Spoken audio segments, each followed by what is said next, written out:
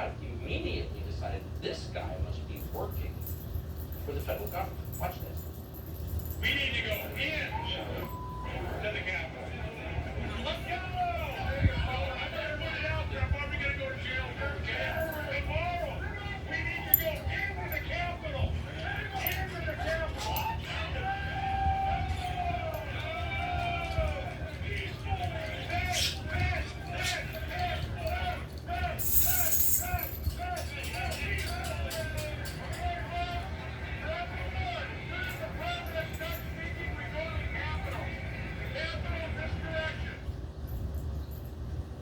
So here's a guy telling Trump supporters they need to break the law and go into the Capitol. That's real video. And they say no. Then they accuse him of being an undercover federal agent. So that's pretty interesting. That guy was on tape encouraging people to break the law, organizing what happened that day. Is he even indicted? Well, where is he exactly? Well, Congressman Massey asked the Attorney General about that, and the Attorney General refused to answer. He also pointedly refused to say how many federal operatives were there in the crowd that day on January 6th. As far as we can find, this individual has not been charged with anything. You said this is one of the most sweeping investigations in the history. Have you seen that video, or those frames from that video?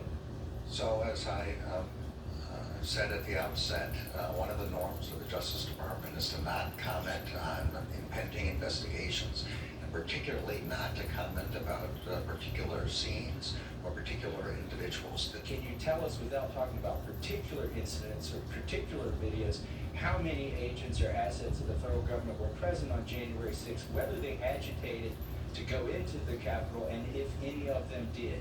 And so I'm not going to violate this norm of the rule of law. I'm going to comment on an investigation that's ongoing. Oh, someone violating the rule of law, says the guy who just called the angry parents terrorists. Of course, the DOJ leaks all the time the details of tons of different investigations that are politically useful to them.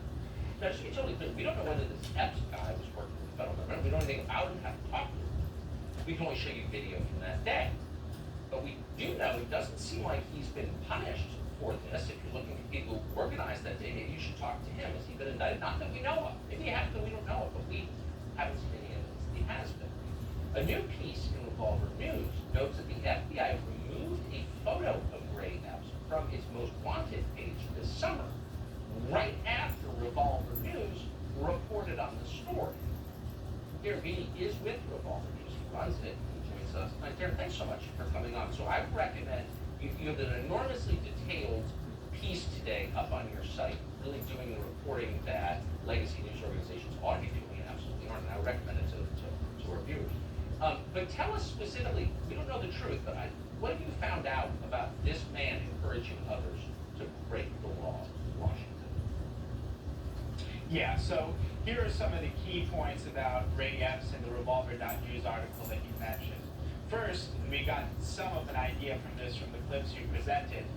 He is calling for going into the Capitol the evening before January 6th. And this isn't just a one-off, some crazy who comes and goes. No, he goes repeatedly to group after group, redirecting them, saying we need to go into the Capitol.